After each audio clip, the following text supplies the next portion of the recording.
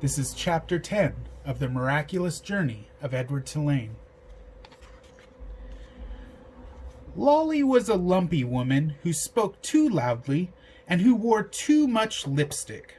She entered the house and immediately spotted Edward sitting in the living room couch. "What's this?" she said.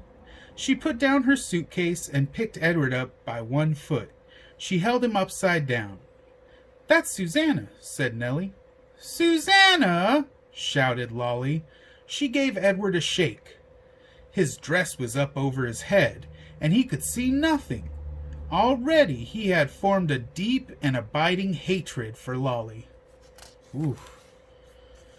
"Your father found her," said Nellie.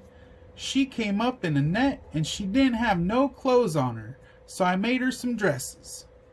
"Have you gone skivvy?" shouted Lolly. "Rabbits don't need clothes." "Well," said Nellie. Her voice shook. "This one seemed to."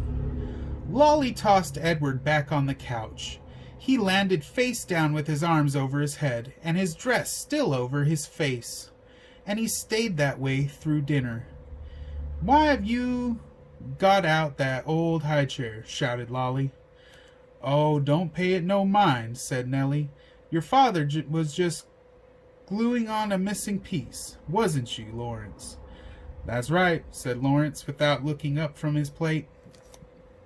Wow. So I want to stop right here. This is kind of surprising. So, this older man, this older woman, Lawrence and Nellie, they have a daughter. Daughter's name is Lolly. And I mean, already I'm thinking, Lolly, what is wrong with Lolly? She's kind of like trying to make her mom feel bad.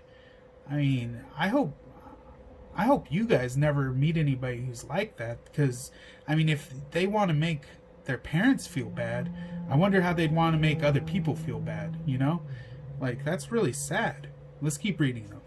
Of course, after dinner, Edward did not go outside and stand beneath the stars to have a smoke with Lawrence, and Nellie, for the first time since Edward had been with her, did not sing him a lullaby. In fact, Edward was ignored and forgotten about until the next morning, when Lolly picked him up again and pulled his dress down away from his face and stared him in the eye.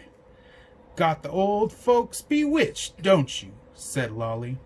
"I heard the talk in town, that they've been treating you like a rabbit child." Edward stared back at Lolly. Her lipstick was a bright and bloody red. He felt a cold breeze blow through the room. Was a door open somewhere? "Well, you don't fool me," she said. She gave him a shake. "We'll be taking a trip together, you and me." Holding Edward by the ears, Lolly marched into the kitchen and shoved him face down in the garbage can. "Ma!" Lolly shouted. "I'm taking the truck. I'm going to head on out and do some errands." "Oh?" came Nellie's tremulous voice. "That's wonderful, dear. Goodbye, then." "Goodbye," thought Edward, as Lolly hauled the garbage can out to the truck. "Goodbye," Nellie called again, louder this time. Edward felt a sharp pain somewhere, deep inside his china chest. For the first time, his heart called out to him. It said two words. "Nellie, Lawrence."